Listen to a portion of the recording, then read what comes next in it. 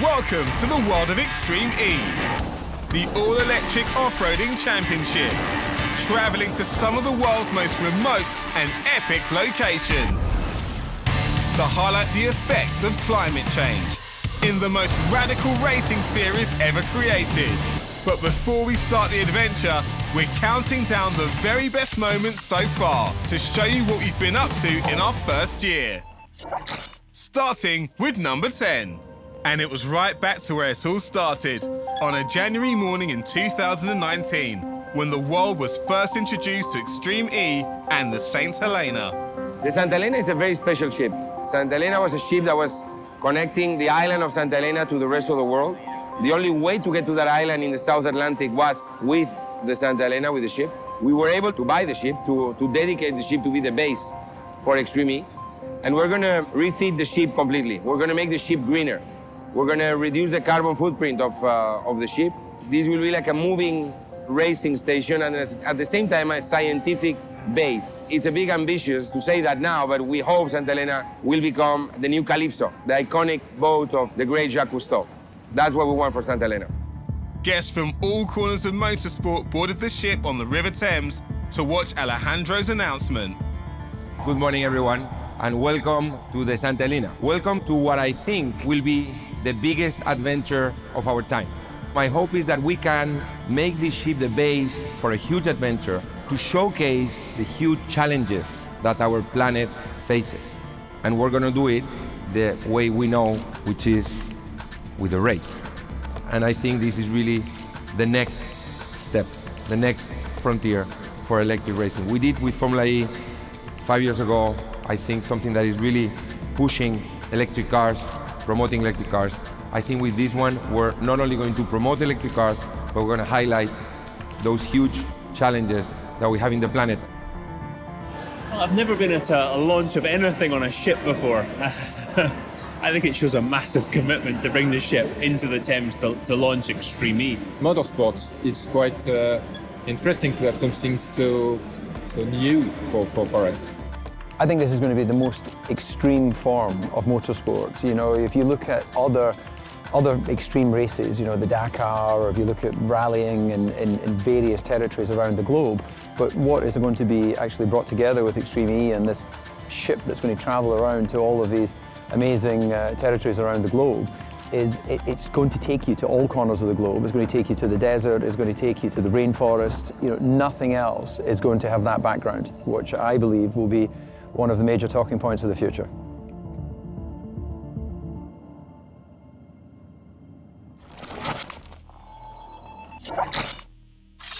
June 2019 was a busy month for Extreme E, as the car was built from scratch by Spark Racing Technology. So here we are in the Spark workshop, starting the assembly of the first prototype of Extreme E. So within the next months, we are going to finalize the design of the car, which is really well underway now. Each tubes which are used to produce the car are reinforced using niobium. This makes the steel stronger. Well, it's difficult to know what we expect. I mean, I would say I'm concerned about safety. Normally, off-road car are not 550 horsepower. That's the point. I mean, this car will be a monster. Building the car starts with the design of the car on the computer. The scan enables us to see the difference between the computer design and the real life, the real chassis. We start to do the assembly of all bodyworks, reinforcement panel, all the internals, which are also coming every day, so it's a very tight schedule. The pressure is ramping up slowly, but it's all very exciting. Whilst the car was being put together in France, Williams Advanced Engineering were working on the battery in England. When I first got the Extreme E project on my desk, I was just like, we've got no data. We don't know what the tracks are going to be like. It's extremes of temperatures, it's extremes of pressures, it's extremes of locations, and I just thought that this is really going to challenge the engineering teams. Nothing on this scale has ever been attempted before.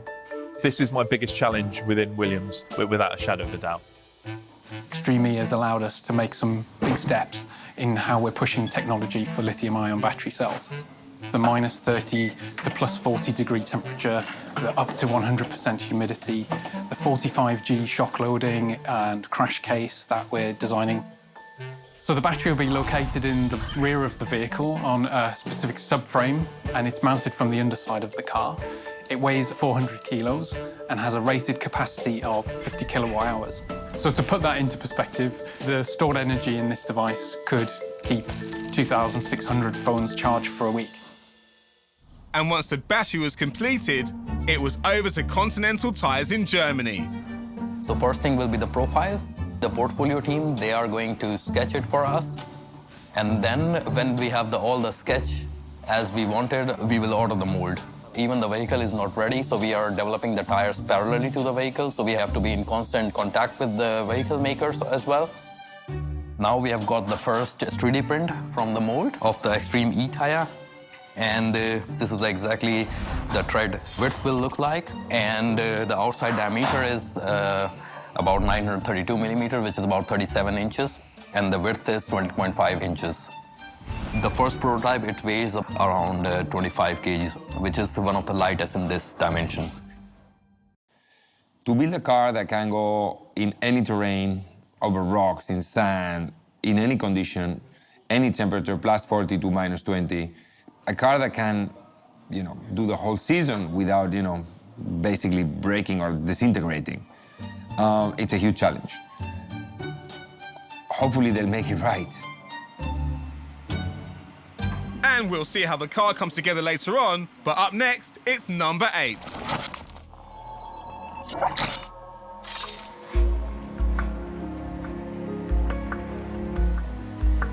Extreme E will visit some of the most spectacular landscapes across the world.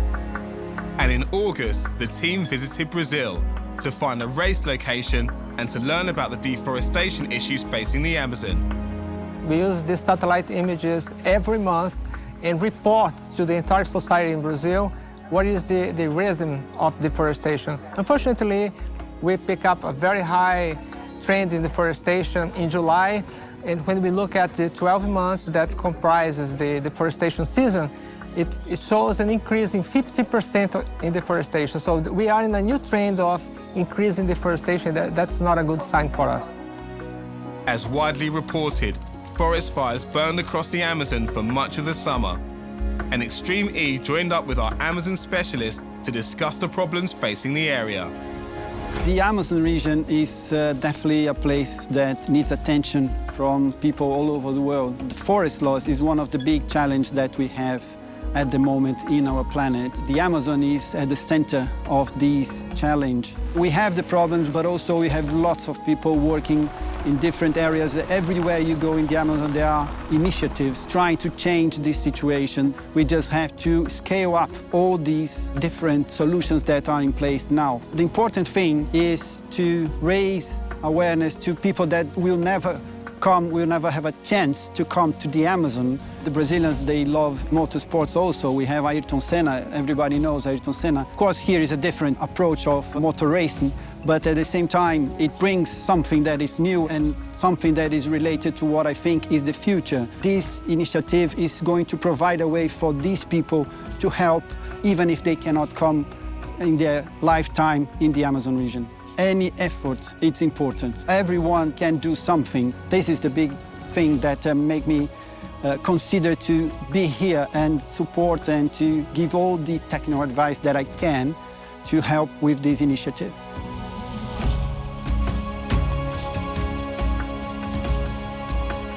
And we'll see how Francisco's effort forms part of the legacy program later on. But up next, it's time to go back to Europe for a very special event. Welcome to the greatest celebration of motorsport in the world, a magnet for all things automotive, held here within the grounds of the magnificent Goodwood House. This is the Goodwood Festival of Speed. It's a mad place. For race fans, it's kind of like a life-size toy box, and one that everyone should kind of sample at some point in their life, because it's just full of mad cars and mad machines. Goodwood is a great event for car lovers. Until now, mostly for combustion car lovers. So it's a pretty aggressive move to showcase the first time the Extreme car at the Goodwood Festival of Speed. But at the same time, I think it's great, because you put this car in front of so many people who know so much and love so much about cars. With the car built, Goodwood was the perfect opportunity to reveal the Odyssey 21. Welcome everyone to this incredible day. We present finally the car. We have a big challenge with climate change, with ocean pollution, and this championship wants to have a purpose, which is to raise awareness about all these challenges in those remote corners of the planet. This is an early prototype, but I think this is a very exciting day. It's one of those days where you have a thought, you have a dream, and here we are, the beginning of what has already been quite a long journey. This is the first public run of the Extreme car. Theo Gozin is with me in the commentary box, who is the technical director at Spark that have put this car together. So today we see our first Extreme E prototype. It's equipped with 400 kilowatt, 1,000 Newton meters of torque. Pretty huge. 1,000 Newton meters of torque this will produce, and this is going to be launching in 2021 Extreme E. Gilles de Ferran is making his way up to the top of the hill to complete its run. The first time that that's ever been seen. It was revealed earlier on here at Goodwood. There goes Extreme E, hashtag race for the planet.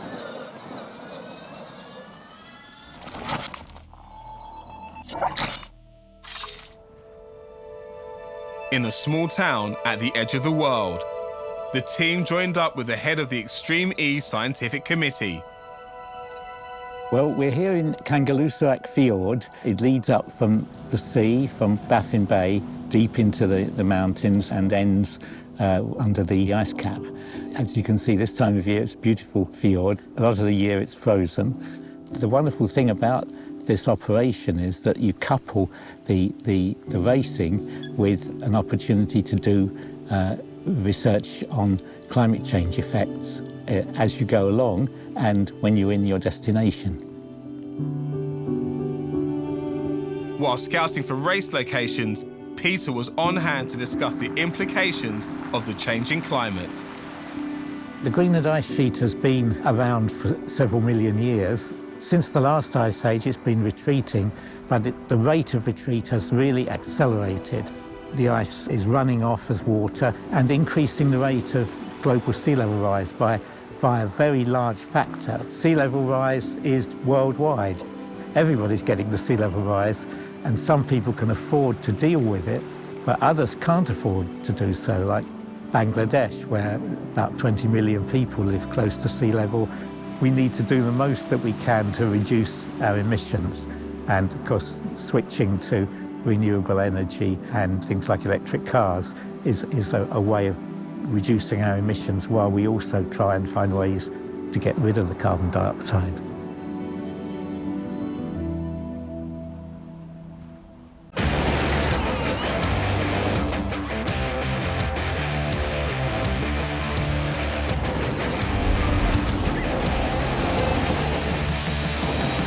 Polk racing track in endangered parts of the world that will be affected by climate change or extreme weather. This is good because it will showcase to people that those environments are changing very fast. Electric cars are part of the solution. Now it's time to continue the countdown of the best moments of Extreme E so far. And we're going straight back in with number 5. From the beginning, it just didn't feel natural to me. I simply couldn't see myself doing that sport. It was a man's world. It took me a while to be accepted by the other guys, that I had a talent, and I couldn't give up. In April 2020, the Equality Commitment was announced, promoting fairness and a level playing field to all drivers involved. So motorsport is one of the very few sports where men and women compete against each other or can do that on equal terms. And now with Extreme E and the Equality program, we will for the first time in history have a racing series that is 50% women and 50% men. I mean, a lot of people say that, yeah, but the fastest driver should get the seat anyway. But if you look at the world champions out there, they weren't the fastest drivers from the beginning. They got the chance to develop, to be in a good team, to learn, And this creates a platform for female drivers to develop and become the fastest drivers in the world.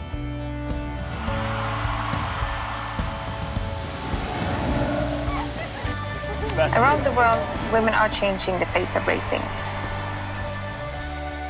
Because when we get the right support, we can also win. In combination with the already impressive drivers program, this announcement sets the stage for the world's best drivers to battle it out as equals.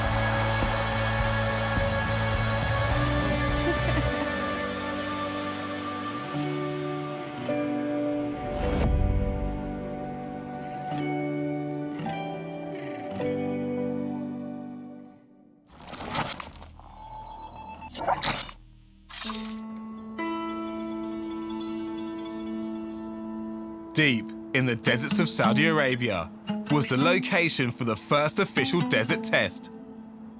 And a Dakar specialist was enrolled to push the limits. My name is Gerlin Chicheri. I've been driving 10 times the Dakar Rally. I'm here to test the Extreme E car. I've been driving a lot of this kind of stuff in the middle of the desert, but never with something like this. You can always design the best cars, you know, but design the best cars is only in the computers. And what's happened in the real life, especially on this kind of condition, everything can go wrong. The chassis can break everywhere. The wheels can fly in the air. Everything can happen. I've been trying everything, try to go on the rock, on the sand and everything. Try to push the car to the limit, to see where is the limit. To be honest, I'm pushing as much as I can. Over the course of a week, Ghislaine truly put the car through its paces. The experience with the electric car, with the amount of torque we have to four-wheel drive, is just super efficient. What the car can really do, it's really amazing. You can climb some rocks, some dunes, which petrol cars can't do it. It's not possible. We had a really amazing days, a lot of runs with any issue. We have been testing here for a few days now, here with Gerlin Chicheri. We were driving so fast, and I said, Gerlin, is this how you drive over rocks, on the dunes? I was getting exhausted, my neck was getting exhausted. He said, yes, this is like we drive in Dakar. I think the more extreme the testing we do, the better, because these cars are going to go through a lot. For us, I think getting this profile of drivers with so much experience on off-road is key for the success of the Extreme E project. These E-SUVs, electric SUVs, are the most radical extreme SUV in the planet.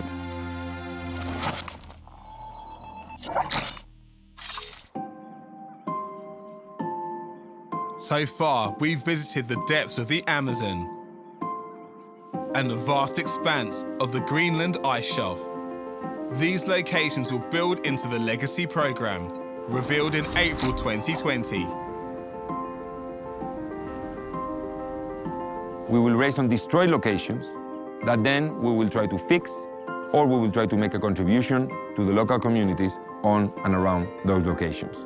We're going to leave a legacy behind. We're going to work with the local community, with the local authorities, to work on projects that will help the local communities here. Guided by the UN Sport for Climate Action Guidelines, 4 leading scientists will offer their insight and expertise, tackling a key climate issue in each race location. Something that's integral will be that we have legacy projects in place. So that'll be both social and environmental. We want to involve as many of the local community as possible, so that's schools or local organisations. We're looking at long-term renewable energy solutions, solar power, wind power, and then on the environmental side, NGOs that are working to counteract the effects of the climate change environment. And the Legacy program sprung into action in late 2019 with a visit to the first race location in Senegal.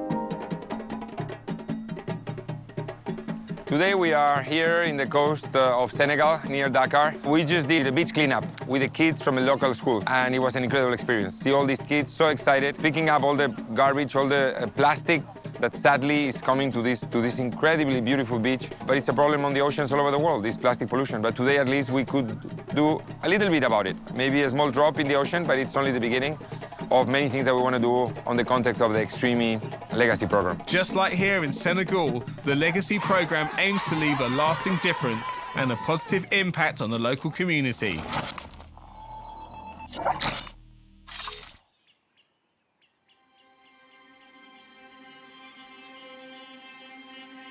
In October 2019, the car was handed over to the World Rallycross champions. Hey. Hey, bro. What's up? Good. How are you? Fine. Excited for, whatever is going on? Whatever going on, I want to find out. Got the car.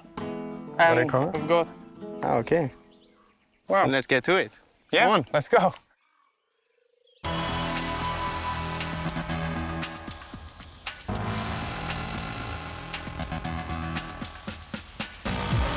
My brother and I have always been competitive, but now it's time to see who has the electric edge.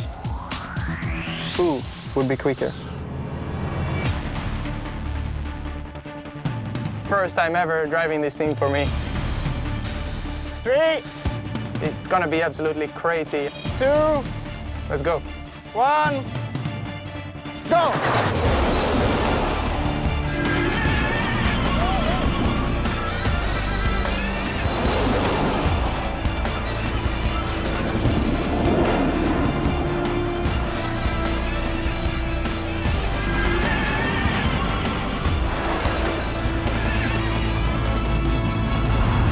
Not bad for my first electric car drive. Let's see what you got, Kevin. 3, 2, 1, go!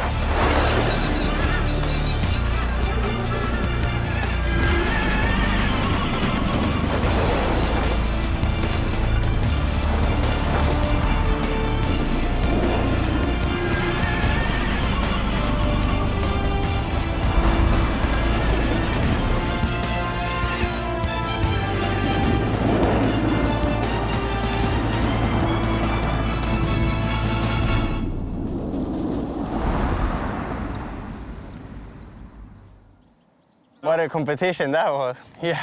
How was your lap? It was all right. I don't want to say it's too good, because if I'm not faster, then I need to blame something.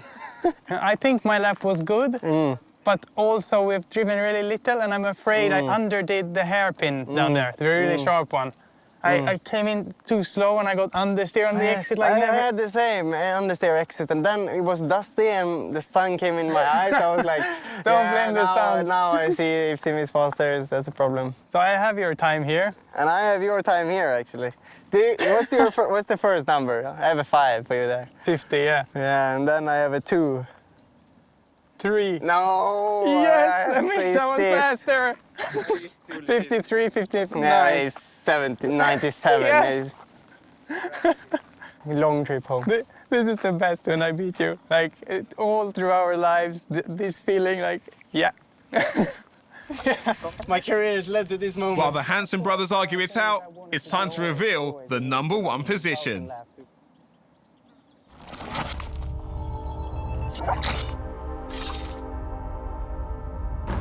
Our #1 best moment of Extreme E so far takes us to the heart of the desert to take part in the world-famous Dakar Rally. And one man was tasked with the mission of driving the car. Hi there, I am Ken Block, and I am here in Saudi Arabia, and I am about to drive this, the Extreme E Odyssey 21 race car, fully electric, all-wheel drive, and it's going to be my first time driving this vehicle, and it's my first time ever driving an electric race vehicle in the last stage of the Dakar Rally.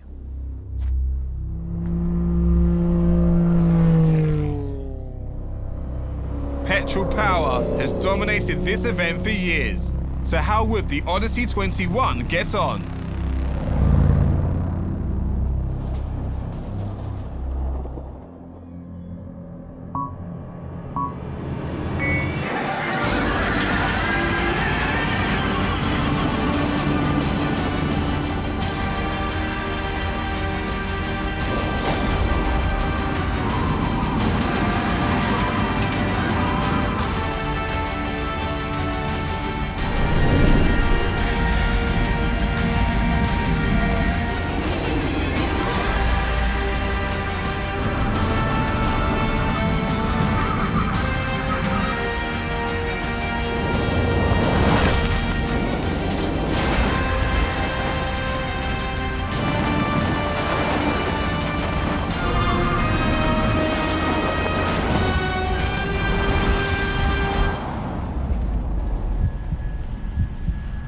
I drove it fairly clean through the corners, and once I got the car straight, just really hammered on it and used the torque and horsepower to get down the stage just as quick as I possibly could. Third overall, that's an amazing showing for this brand new car in an event that I've never done before, on a road I've never seen before, so I'm pretty stoked about that. Yes, Ken Block placing third overall in the final stage of the Dakar Rally. Well and truly deserves the #1 best moment.